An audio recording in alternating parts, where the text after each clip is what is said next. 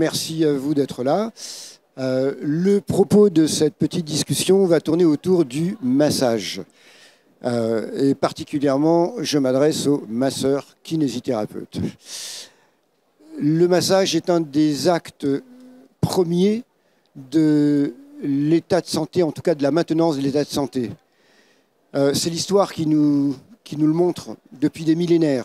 On va refaire un peu l'historique rapide de cette pratique qui accompagne les hommes depuis l'existence des hommes.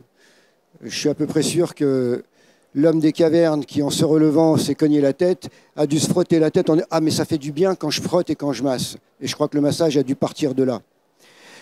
À côté de ça, un petit rappel sur la condition générale de l'organisme. C'est une entité énergétique liée à deux énergies fondamentales. L'énergie yang, venue du ciel, l'énergie yin, venue de la terre, concept un petit peu abstrait pour nous les kinésithérapeutes parce qu'on est très structurel, très matériel et on raisonne avec des éléments concrets, anatomie, physiologie et mécanismes structurels. Mais on ne peut pas écarter l'énergétique dans le fonctionnement de mécanismes du corps parce que sans cette influence électromagnétique de la terre et du ciel, eh ben, il n'y aurait pas de vie, ce n'est pas possible.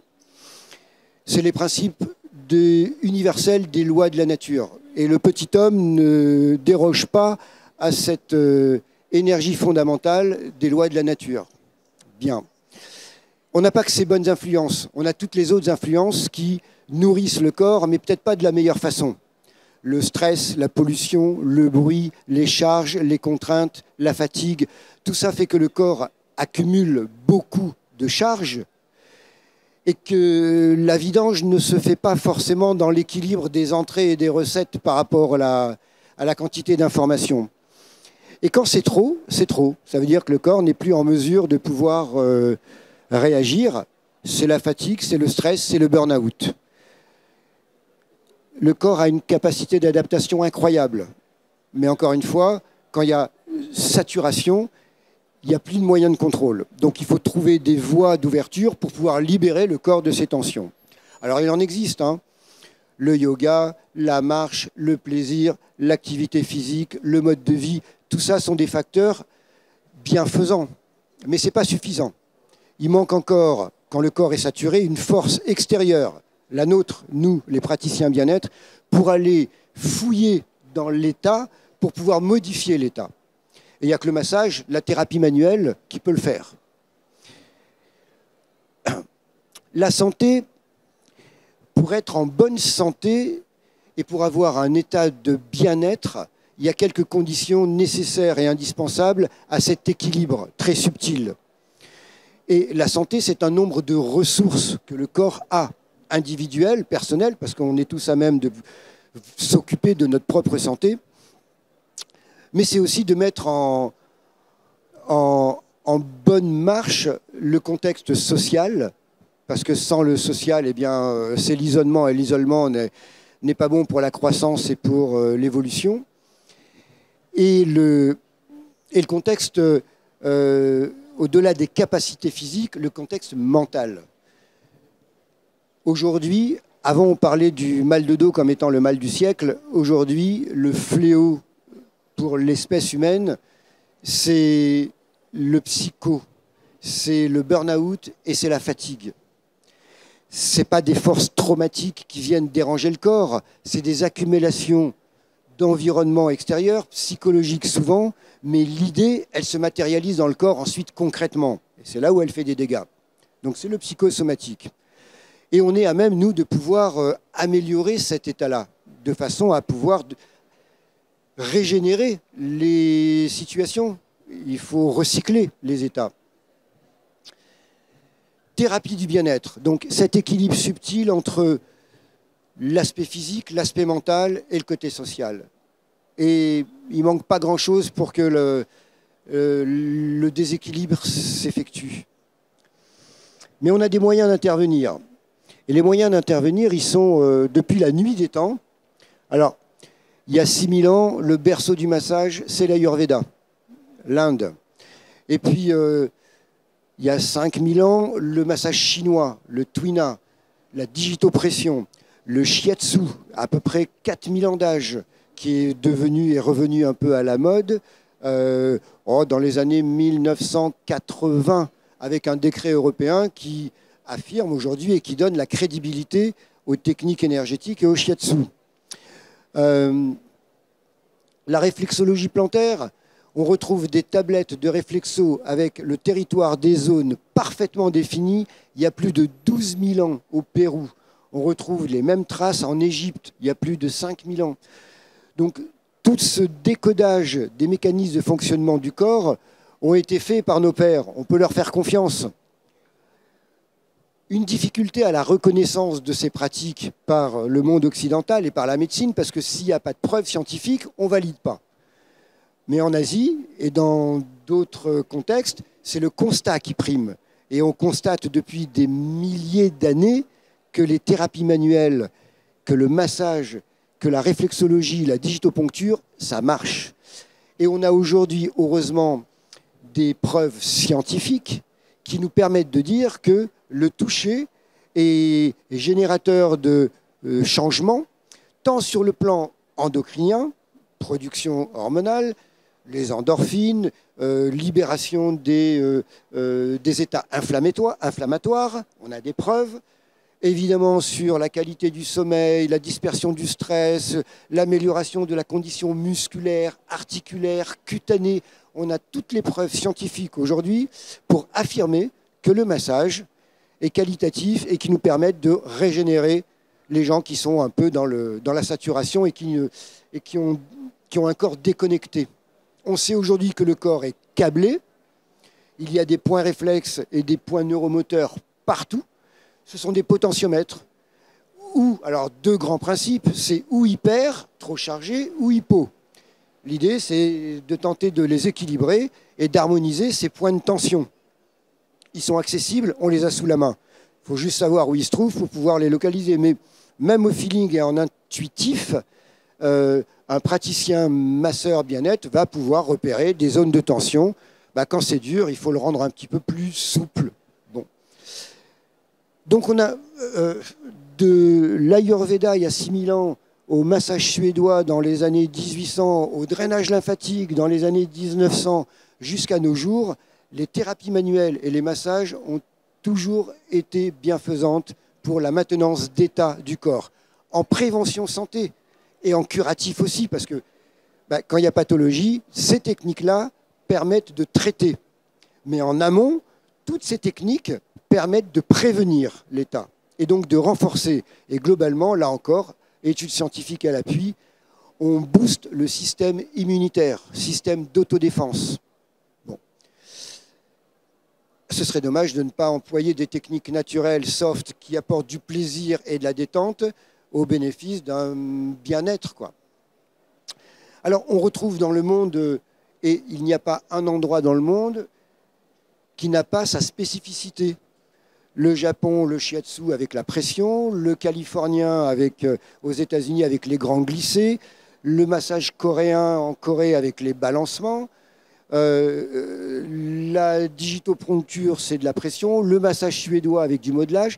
Il n'y a pas un pays qui n'a pas son moyen technique pour pouvoir s'occuper de son public. Dénominateur commun à l'espèce humaine, le corps. Après, en fonction des régions, les massages changent de nom parce qu'ils changent de région, ils changent de philosophie. Mais l'objectif est le même pour tout le monde. Remettre en état de santé et en état de bien-être. Après, ce ne sont que des stratégies de traitement et de moyens techniques. 3 professions pour une activité. Alors, les acteurs du massage, forcément les kinésithérapeutes, ils sont masseurs kinésithérapeutes, même s'ils sous-utilisent cet élément-là. Dommage. Mais bon, le kinésithérapeute est formé et formaté pour la rééducation, le curatif et le traitement pathologique, puisqu'il travaille sur une ordonnance médicale pour rétablir des conditions physiques. Les masseurs bien-être, les praticiens bien-être, comme on les appelle, et les esthéticiennes, elles sont dans un autre espace. Elles sont dans le bien-être, elles sont dans la prévention santé. Elles n'ont pas la prétention de vouloir guérir, mais de faire du bien. Et aujourd'hui, on a ces 3 acteurs de la santé pour le bien-être qui se partagent le marché. Les kinésithérapeutes sont les moins représentés. Moins de 5% de kinésithérapeutes sur les 95 000 kinés qui existent, qui massent au sens propre du mot, qui ont des espaces dédiés au confort, à la détente, à une prise en charge qui n'est pas la même qu'avec une ordonnance, forcément, dans le temps, dans l'accueil, dans l'écoute et dans ce qu'on va donner. Très peu de cabinets de kinés sont équipés de façon à être dans une autre atmosphère, plutôt que de la pathologie, mais plutôt dans le bien-être. Donc il y a un gros effort pour les kinésithérapeutes à installer, à proposer, à ouvrir un espace bien-être dans leur cabinet, en sachant que le kiné a au moins les 2 possibilités. C'est inscrit dans notre constitution, dans notre code de déontologie. Ça veut dire qu'on peut faire aussi bien de l'acte ordonnance nomenclaturée et de l'acte hors nomenclature avec un prix et un tarif livre dans le même lieu. Le kinésithérapeute peut travailler sur ordonnance, nomenclature et hors ordonnance. C'est possible, ils ne le font pas. Bon. La raison du massage, j'en ai mis 12, il y en a d'autres. Mais globalement, voilà ce à quoi on cherche à développer. Forcément la réduction du stress, et je crois que là c'est le pilier numéro 1. Pourquoi on vient se faire masser? Détente, anti-stress, relancer et évacuer toutes les influences du burn-out. Amélioration du sommeil, les preuves cliniques sont là. Sur tous ces éléments-là, on a des arguments scientifiques. On les retrouve sur le net, bien évidemment. L'Institut de recherche en massage aux États-Unis, en Floride et en France, ils ont un département. Aujourd'hui, on a toutes les preuves scientifiques de l'amélioration de tous ces états-là, de tous les troubles fonctionnels. Ce n'est pas encore de la maladie, c'est du trouble fonctionnel. Trouble fonctionnel, oui, bien sûr, on peut agir avec des actions à visée curative, mais d'abord préventif. Il faut rétablir les grands systèmes physiologiques.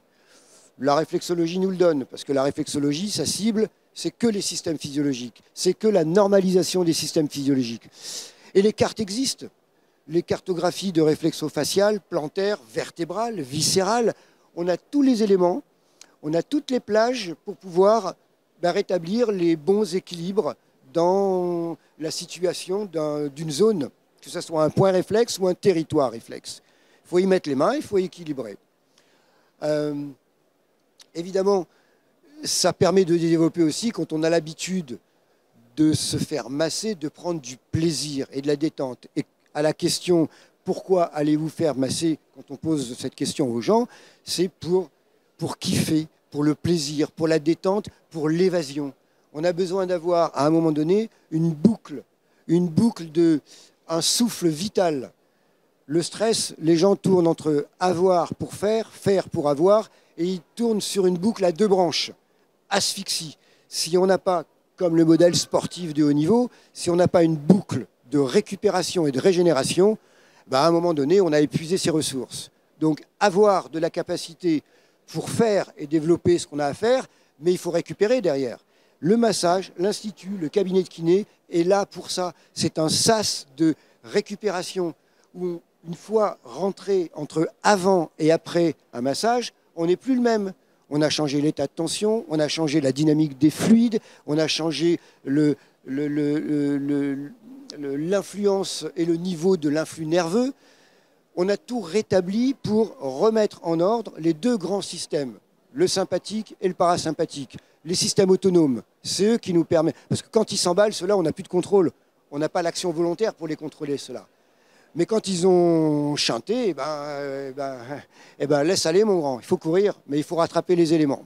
Bon, donc on a aujourd'hui beaucoup de facteurs, beaucoup d'éléments, beaucoup de preuves pour ouvrir et proposer dans sa clientèle, dans sa patientèle au départ, mais ça devient une clientèle après parce que c'est plus acte conventionné, on a de quoi leur proposer un moyen thérapeutique, parce qu'à la question où est le curseur entre massage bien-être et massage thérapeutique, franchement, il n'y en a pas. Parce que si on fait un massage bien-être, on rétablit plein d'éléments, le courant, l'état nerveux, etc. Et puis l'influence, c'est le corps travaille dessus, donc il se règle tout de suite. On appelle ça l'auto-guérison. Mais heureusement, nous, praticiens masseurs, il ne faut pas avoir la prétention de guérir. On lance une information, le corps la traite et il se débrouille derrière. C'est le grand principe de la réflexologie, de l'acupuncture, de la digito. On modifie une information pour qu'elle fasse son chemin et qu'elle envoie ensuite des résonances pour améliorer l'état. On peut faire que ça en énergétique. En thérapie aussi, c'est pareil. Donc on va pousser le corps à développer son système d'autodéfense. Et c'est le principal état de la maintenance d'état dans le qualitatif et dans la longévité de l'état. Bon. Permettre et proposer, parce que si on ne fait pas la proposition dans nos cabinets, comme quoi nous sommes capables de faire sans doute mieux que ce que font, quoi qu'il y en a des très bonnes, hein, dans les spas, dans les instituts, les esthéticiennes, qui ont pris le marché du bien-être, puisque les kinés ont déserté les thalassos, ont déserté tout ce qui était cet environnement bien-être. Eh ben, les esthéticiennes font très très bien leur travail, et les praticiens bien-être aussi, quand ils sont bien formés, et ben, ils ont le marché entre les mains. Encore une fois, il y a moins de 5% de kinés qui font ce type de proposition, et c'est bien dommage. Et pourtant, ça s'appelle de la massothérapie, quelque part. Bon. Là, alors, et c'est pas facile, hein. Je comprends que dans notre métier, dans notre corporation de kinésithérapeute, on n'est pas formé à cette culture de la massothérapie et du bien-être. En Suède, oui, massage bien-être. Au Canada, bien évidemment, puisque le métier de massothérapeute est parfaitement défini. En Belgique, en Suisse. En France, je ne vous cache pas que ça fait plus de 20 ans, 25 ans qu'on pousse pour avoir au moins deux options, la massothérapie et la kinésithérapie. Au Canada, c'est 3 ans pour la massothérapie, 4 ans ou 5 ans pour la kinésithérapie, la physiothérapie. En Belgique aussi. C'est dommage qu'on n'ait pas ce modèle parce que ça aurait mis dans le même couloir les praticiens bien-être, les kinésithérapeutes. C'est un peu comme la filière médecine dentaire, quoi. À un moment donné, tu prends une orientation dans ce monde médical. C'est dommage que dans ce monde paramédical, on n'ait pas eu cette filière de massothérapeute au sens propre du mot. Et puis les physios et les kinés, oui, forcément, un cran au-dessus parce qu'il y a de la pathologie et il y a la physiopathologie qu'il faut qu'on traite, donc le curatif. Donc on a raté un petit peu le coche. Cela étant, la culture de la massothérapie, on a les mêmes ingrédients au départ que la prise en charge médicale. Pourquoi? Parce que quand le patient ou quand la personne vient nous voir, eh bien, on a une approche qui répond à la même chose. Le relevé des attentes, le dis-moi qu'est-ce qui va et qu'est-ce qui ne va pas. On pose des questions, on a un bilan forcément, on a un état des lieux qui va nous permettre ensuite de faire une proposition sur une stratégie de soins. On n'a pas des massages qui sont des massages arbitraires, protocolés, pour tout le monde la même chose. Bien évidemment que non. On ne fera jamais 2 fois le même massage, mais ça s'apprend, parce qu'on va s'adapter aux gens. Évidemment, les problématiques ne sont pas les mêmes, même quand il y a problématique, mais que la problématique est une chose. Nous, on est dans l'amélioration de l'état général. Donc on est très généraliste, mais bien évidemment très spécifique aussi. Parce que quand il faut régler des spasmes parce que le ventre est en train de faire des siennes, quand on doit lever des contractures et les cervicales qui font... Peu importe. Encore une fois, aucune prétention à guérir, mais par contre à améliorer l'état. Bon, là, fonctionnellement, on a toute la matière possible pour améliorer l'état. Donc la culture du masseur ou de la massothérapie, c'est un autre comportement à avoir. Une autre approche, un autre discours avec notre patient. Forcément, les gens font confiance aux kinésithérapeutes. Et je crois que dans toutes les enquêtes, quand on pose la question « Où aimeriez-vous vous faire masser ?», 35-40% de la population répond « chez le kiné », dans les spas et en thalasso. Bon, 35 à peu près. Où allez-vous faire masser ? Où allez-vous faire masser ? Oui, chez l'esthéticienne. Oui, parce qu'il n'y a pas d'offre chez le kiné. C'est bien dommage. Et pourtant, il y a une sacrée demande, parce qu'on sait que la main des kinésithérapeutes, elle vaut quelque chose. On est formé pour ça, pour avoir un toucher, pour avoir des prises, des contre-prises, pour avoir de l'écoute, pour pouvoir décoder des choses. Les autres aussi l'ont. Mais nous, on est encore un peu mieux bordés en anat, en physio et en physiopathe, ce que n'ont pas les esthéticiennes ni les praticiens bien-être. Même si aujourd'hui, toutes les écoles de formation bien-être augmentent les heures dans les cursus de programme sur anatomie, physiologie. Il faut dire qu'on leur rentre dedans pour dire, et il faut savoir où on met les mains, il faut connaître les éléments du dossier. Et le dossier corps, dénominateur commun à l'espèce humaine, dans tous les pays du monde. On a globalement la même constitution, avec toutes les différences de chacun. Et c'est là où, évidemment, les protocoles standards ne peuvent pas fonctionner, parce qu'on doit s'adapter. Mais encore faut-il avoir les moyens de créativité, d'adaptation, d'écoute et de réaction pour dire, ben non, ce que j'ai fait là à la séance d'hier avec un tel ou avec lui la semaine dernière, je ne vais pas le refaire aujourd'hui parce qu'il arrive dans un autre état avec une autre démarche. Bon, on sait que le praticien est compétent, en tout cas pour les kinés, il n'y a pas de doute. Les autres aussi, il n'y a pas de raison. De toute façon, le choix et la fidélisation, elle peut se faire que par une chose, la satisfaction de la personne. Si la personne est contente de ce qu'on fait, elle revient. Pour parfois passer en tant que client mystère, puisque je fais des audits dans des spas avec des marques, avec des groupes, pour aller tester un peu la qualité des praticiens, on a, en 3-4 secondes, on sait à qui on a affaire. Dès qu'on pose la main sur le sujet, on se dit « Ah ouais, là c'est bon, je vais kiffer ». Mais on est à même de se dire « Ah merde, ça va être chiant ». Parce que la main ne trompe pas, quoi.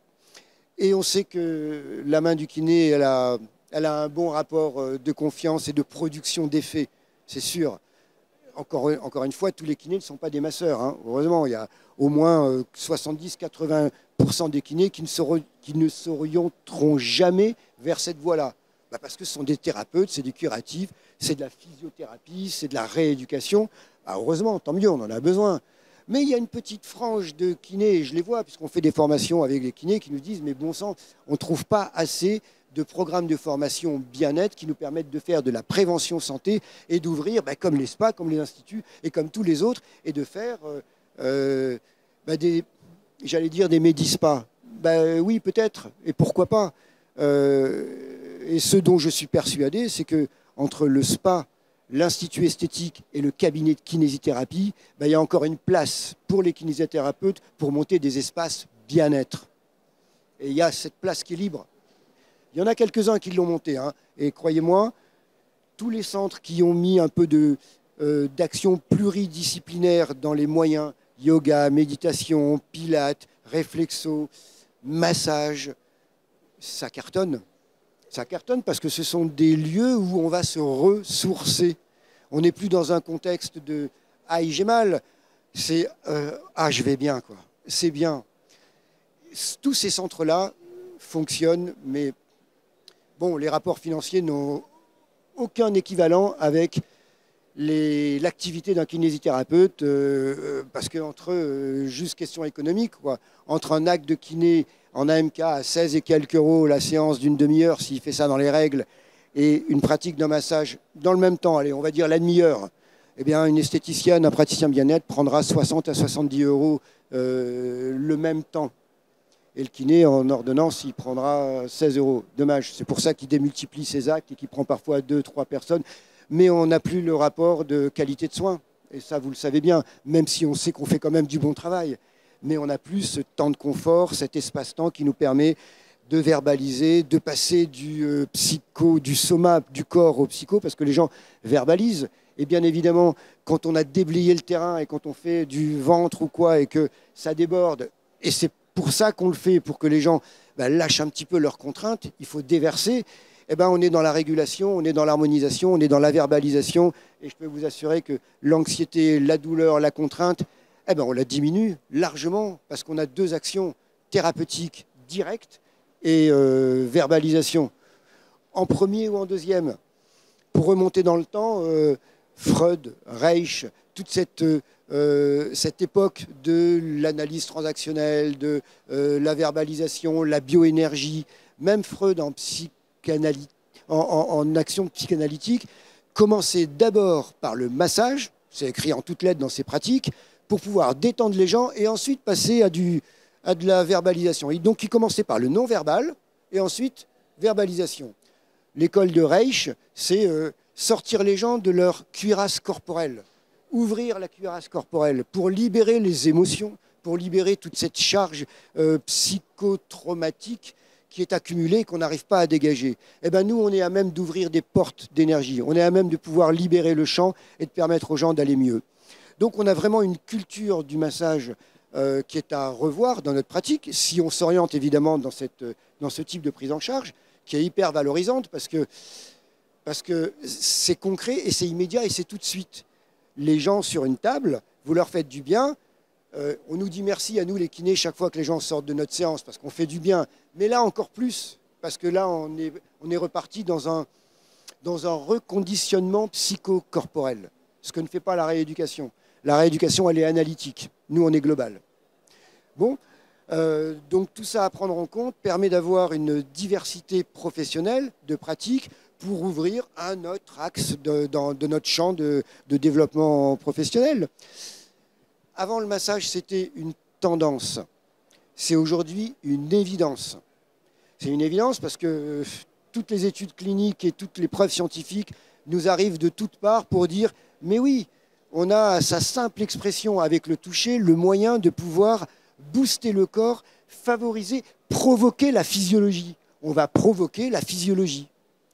Et on a des moyens d'accès puisque la physiologie, un, on la connaît, et deux, on sait quand elle ne va pas bien, on sait quand elle ne va pas bien. Un, par l'expression, puis on a des examens qui nous permettent de dire que, oui, troubles circulatoires, fréquence cardiaque, des tas d'éléments qui nous disent, bon, peut-être que si on rétablissait un peu les niveaux, ce serait mieux dans l'état de santé et dans la longévité. Donc on peut le faire. Donc c'est plus une tendance, le massage, c'est une évidence. C'est une évidence en Asie depuis toujours, parce que c'est leur culture. Nous, on a eu en Europe le Moyen-Âge, qui a eu une grande brèche dans la culture du corps, où c'était interdit, péché et même sacrilège de toucher le corps. Donc le corps a été bafoué pendant plus de 500 ans, au moins 300 ou 400 ans. Donc on a pris beaucoup de retard sur cette culture corps et cet affectif lié à la famille et aux gens, et de confier son corps à l'autre avec sérénité. On a perdu ça. Ça revient, mais très difficile. Bon, aujourd'hui, les kinésithérapeutes sont presque les plus nombreux dans cette grande cour de la prévention santé.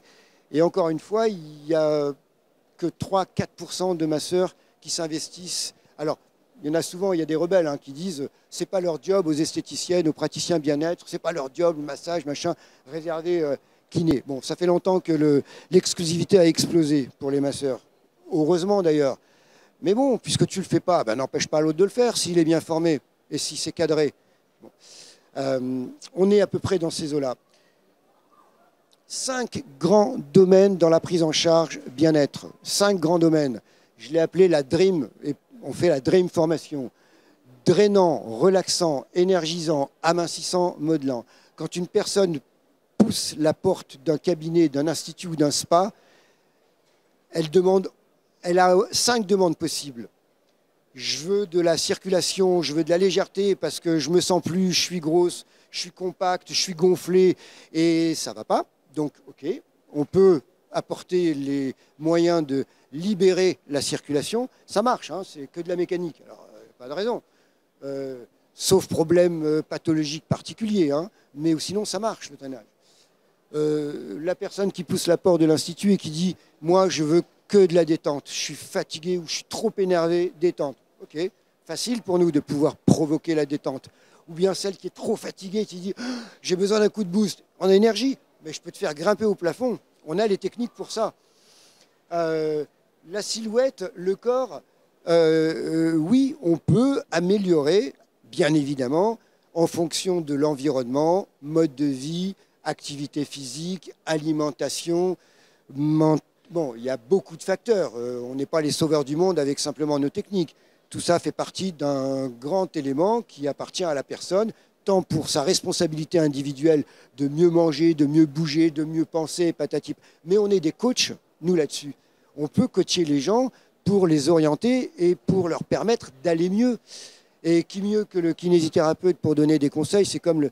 Bon, je veux dire que les gens, pendant les séances de massage, ou après plutôt, nous parlent plus de leurs problèmes que chez le coiffeur ou chez l'esthéticienne, je peux vous assurer.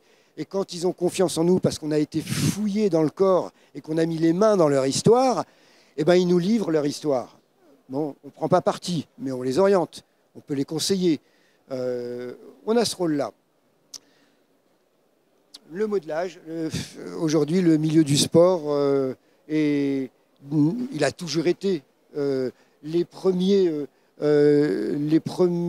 éléments, les premiers cadres sportifs mis en place, la Grèce antique, les premiers gymnases dans les années 1000-1200, donc ça remonte quand même, où étaient mêlés activité physique et les athlètes, culture du corps, l'hédonisme, activité physique et massage pour entretenir justement la performance, la qualité. Ça a toujours existé pour maintenir cet état. Et le modelage, eh bien, les gens qui ont une prétention silhouette-corps, il n'y a pas 36 façons de récupérer un muscle. Il faut que tu bouges, parce qu'un muscle, ça se contracte et ça s'étire, mais c'est actif. Donc il faut aller le stimuler pour galber le corps. Et si on veut relooker sa silhouette, il faut un peu de muscle. Et puis eh ben c'est notre travail à nous, dans le massage, de normaliser, de rendre plus qualitatif l'état musculaire, la peau. Et on sait que le deep tissue, le massage profond, la préparation sportive en amont, le post-sportif en récupération, évidemment, est plus que favorable. Et pour venir du milieu sportif de haut niveau, il n'y a pas un sportif qui ne nous demande pas avant, pendant, après, tout le temps. Le même modèle qui permet à un sportif d'avoir de la qualité, de la performance, on prend exactement les mêmes ingrédients, mais on les rapporte à la personne Pékin moyen, quoi. Mais c'est les mêmes éléments, sauf que le sportif de haut niveau, lui, il a besoin d'un peu plus. Mais on garde les mêmes ingrédients et on s'adresse au grand public avec les mêmes conditions. Technique physique, technique mentale, technique manuelle dessus pour une bonne prise en charge. C'est du rétablissement, c'est du reconditionnement, c'est de la régénération. On permet de recycler les énergies. Alors elles se recyclent tout seules parce que le corps est heureusement bien fait. Il fonctionne parfaitement. On a le jour pour l'action, la nuit pour la récupération et pour toutes ces réparations. Ça fonctionne tout seul, mais de temps en temps, un peu d'aide au corps pour l'aider à mieux se rétablir. Bon, le massage est une des clés majeures. C'est quoi le massage? Le massage, c'est un élément de technique et de manœuvre.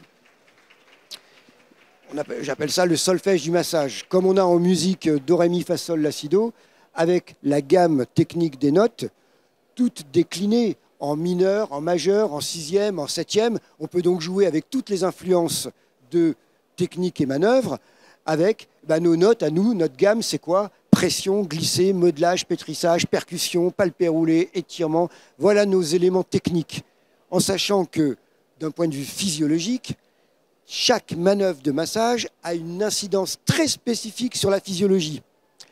Le pompage s'adresse au liquide lymphatique, les glissés à la circulation générale, l'étirement aux muscles, aux articulations, le palpé roulé à la peau, le modelage pour le muscle. Donc on a une technique, une fonction. Maintenant, il faut savoir combiner tout ça pour pouvoir faire une belle harmonie, un massage harmonieux, avec une entrée, un cœur de soin, une sortie. C'est une balade, c'est comme une musique. Il y a des refrains, il y a une histoire dans le massage, on raconte quelque chose. Et c'est là où on embarque les gens dans un état, on sort du corps physique et puis on va dans l'éthérique, dans l'astral, enfin ce que vous voulez. En tout cas, on les amène au perché pour décloisonner ces situations de stress et puis, comme on dit encore, libérer cette cuirasse corporelle. Donc avec tout notre champ technique de manœuvre, de massage, on peut élaborer plein d'histoires.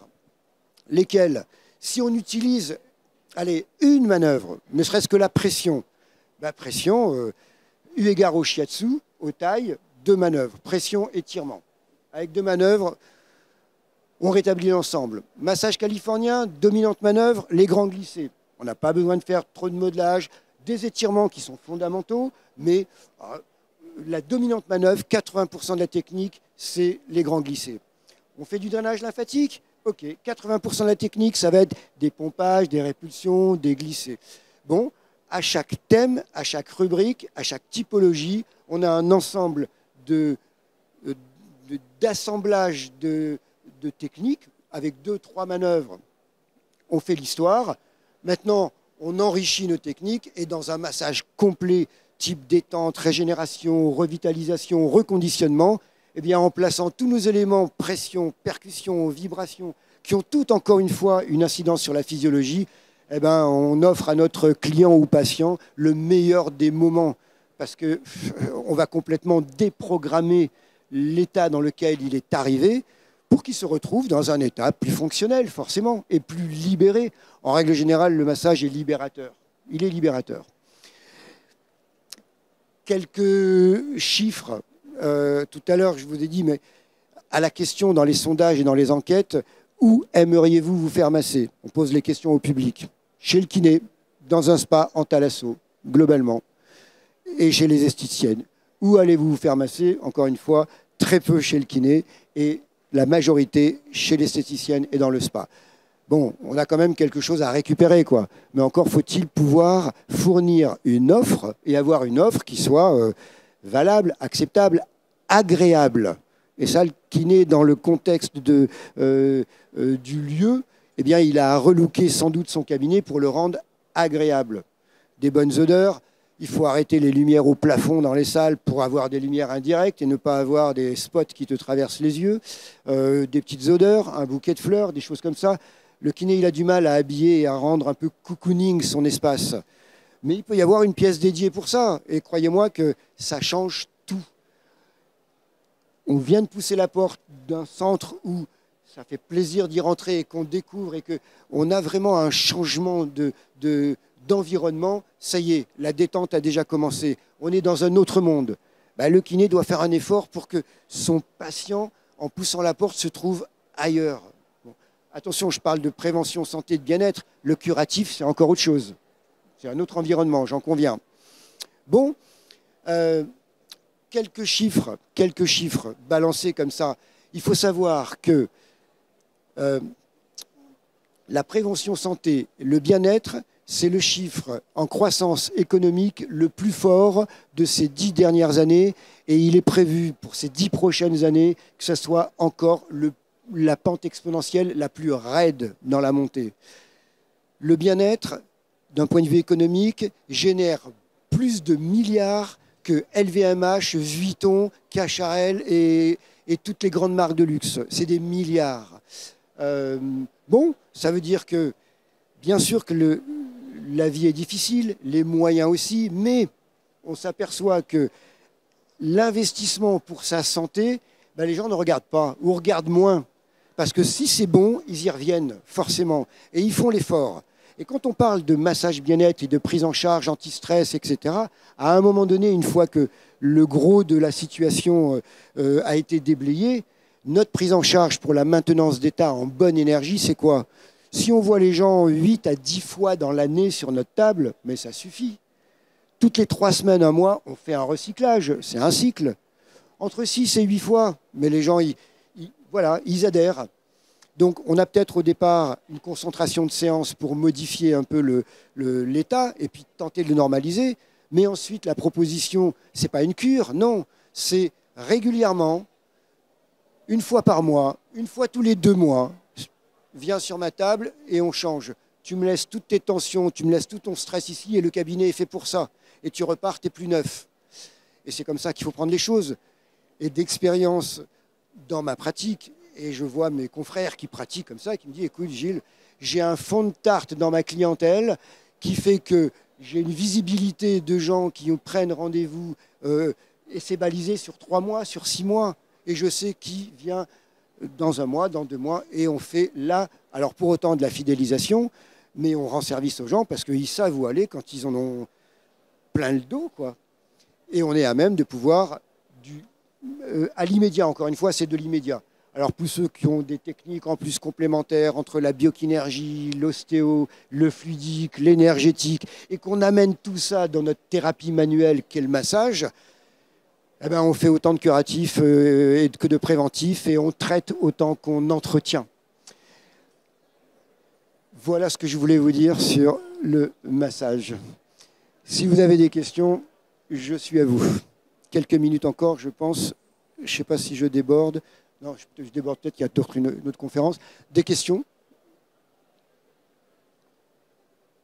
Ça va? Bon, eh ben, à vos mains et puis bon courage, quoi.